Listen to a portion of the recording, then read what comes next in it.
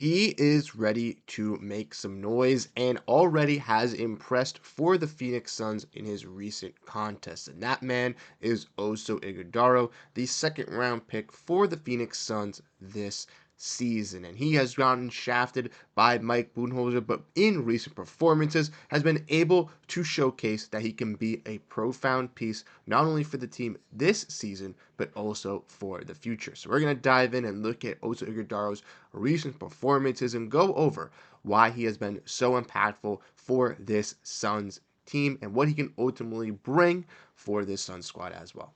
Like I said, I'm Bruce Velez. Thank you guys so much for tuning into this episode. You guys have been absolutely fantastic, showing your love and support, and we hope you guys do enjoy the content. So if you do, make sure to hit that subscribe button so you stay up to date on everything, including the weekly live streams that we have on Thursdays. But without further ado, let's dive in and let's get into all the news in this episode breaking down the Phoenix Suns. Make sure to grab that snack. And like I said in the introduction with this Phoenix Suns team, we've seen a player in Oso Ighodaro be ready to take these minutes, and he has absolutely delivered for this Suns team when he has been asked to do so. And we can see from Espo here over on Twitter, who works for the PHNX Sports, that obviously you can blame a lot on the ownership and the front office and these players, but the fact that Oso Ighodaro got benched for this long and had to go to the G League is 100% on Coach Bud. Sometimes learning on the job is good for the player, and it can immediately help out the team with something it needs, and Oso Ighodaro has been that bright splash for this Suns team. We see from Sam Cooper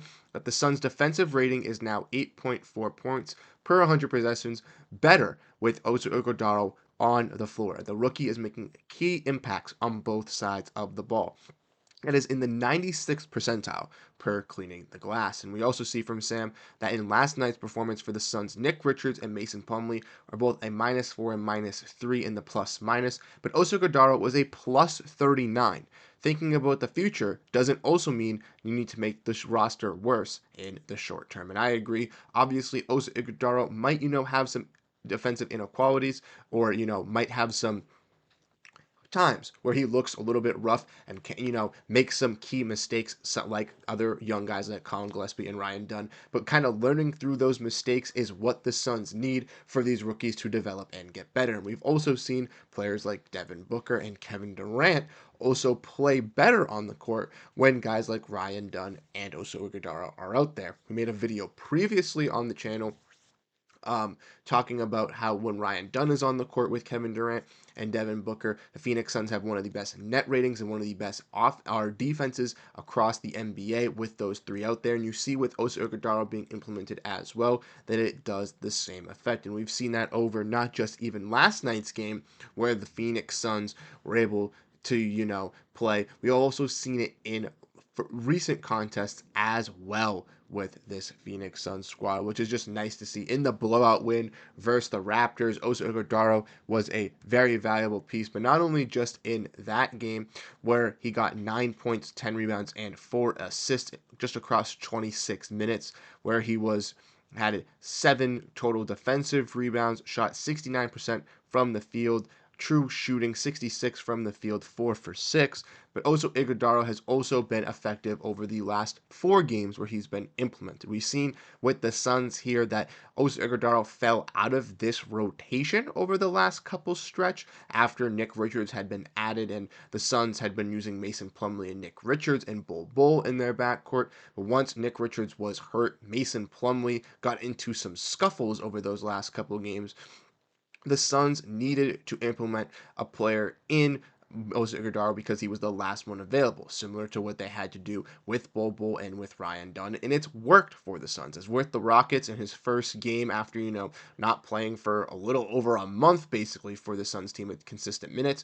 He put up 8 points, but was 100% from the field, had 6 rebounds and 4 blocks, which goes to show you not only can Oso Ighodaro be a great scorer and offensive big for this Suns team, being, working well in the post, but he can also be a defensive menace as well at that center position. And he played great versus the Sacramento Kings, where he totaled 11 points on 80% shooting from the field with 6 rebounds, 1 block, 1 steal, and 1 assist.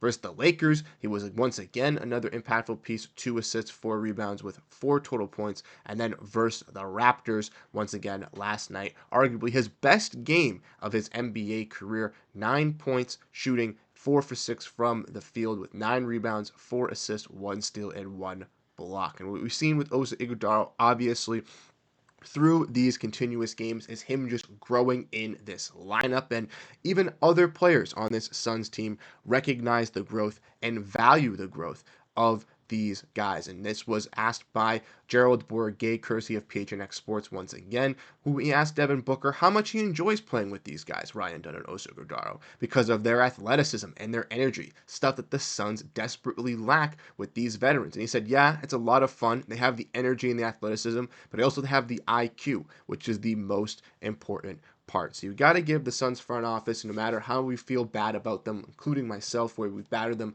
on some of these trades and some of these decision makings, keeping these draft picks was 100% the smartest move, and selecting guys like Ryan Dunn and Osa Iguodala were perfect for some youth development into keeping this young intrinsic team, or this old veteran team, giving them some young intrinsic flavor to kind of interject and play with these guys. Like I mentioned, Ryan Dunn, Osa Iguodala on both sides of the floor have been impactful. We've seen Ryan Dunn grow, obviously not being known as an offensive creator coming out of the draft, being a specialty three-point shooter, and even though it's cooled down since the summer league, he's shown spots where he can be a consistent three-point shooter, even in last night's game as well.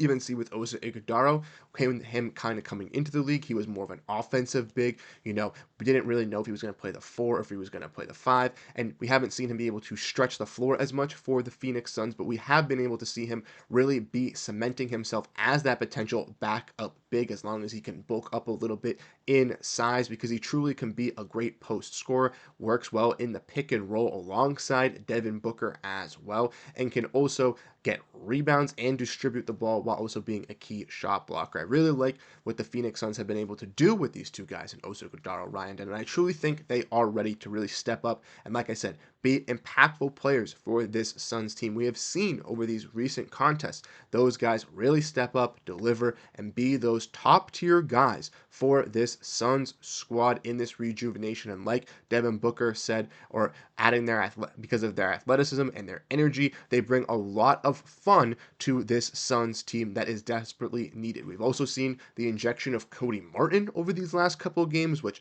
we'll definitely be talking about Cody Martin in the future as well, because he has been a key piece for this Suns. And even if the Suns potentially look to waive Martin to drop underneath that first apron, I would not be shocked if they potentially worked another deal with him to bring him back, because he has a lot of energy similar to these guys and has been a great role model as well to Ryan Dunn in that wing defensive role, which I think could be key for the Suns looking to make this playoff push, like we said, gearing up for these last couple games, trying to make that play in and trying to make some noise to convince KD and Booker that they should still build around them and look to move off on Bradley Beal if that's the case. But let me know your thoughts down below in the comment section. Like I said, Osa Iguodala has been, once again, one of these another bright pieces in this Suns lineup. We've seen Ryan Dunn, we've seen Bol, and now we've seen Osa Iguodala. 3 young players, even Colin Gillespie as well, 4 young players, bright players, really rise through this Suns rank, and this is good for the Suns, really evaluating for next season as well, trying to figure out who they're going to want to keep, who they're going to want to do this retool, rebuild